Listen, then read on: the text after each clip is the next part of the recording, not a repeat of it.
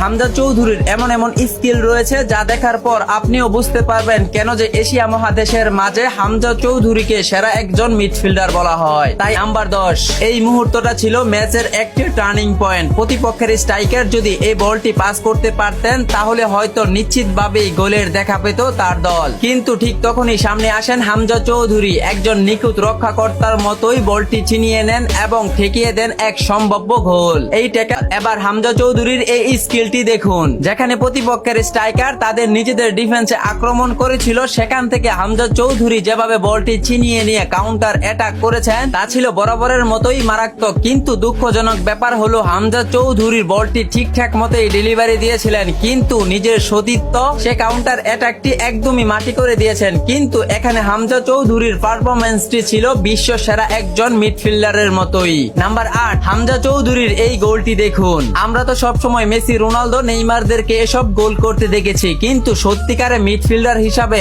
এসব গোল করা ফুটবলারদেরকে খুব কমই দেখা যায়। কিন্তু এবার হামজা চৌধুরীর এই ডিফেন্সিভটা দেখুন। যখনই প্রতিপক্ষের স্ট্রাইকার দেখেছেন তার সামনে হামজা চৌধুরী চলে এসেছে, তখন হয়তো সে ধরেই নিয়েছে এই বলটি হয়তো আর সামনে বাড়ানো সম্ভব না। আর যেমন ভাবনা তেমনই কাজ। হামজা চৌধুরী প্রতিপক্ষের স্ট্রাইকারকে যেভাবে রুখে দিয়েছিলেন তা সত্যিই ছিল অবিশ্বাস্য।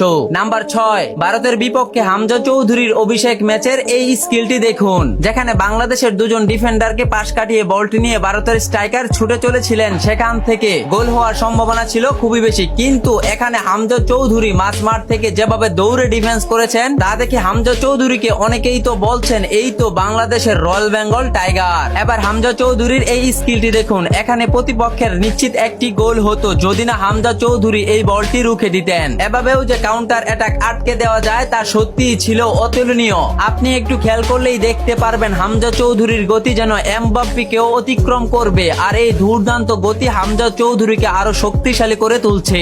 একজন ডিফেন্ডার হয়েও হামজা চৌধুরী করেছেন একাধিক গোল, আর এই সব গোলের ভিতর আপনি এই গোলটি দেখুন। এখানে হামজা চৌধুরী প্রতিপক্ষ ডিফেন্ডারের কাছ থেকে বলটি চিনিয়ে নিয়ে সরাসরি বার পোস্টে গোল করে ফেলেছেন, যা ছিল সত্যি দুর্দান্ত।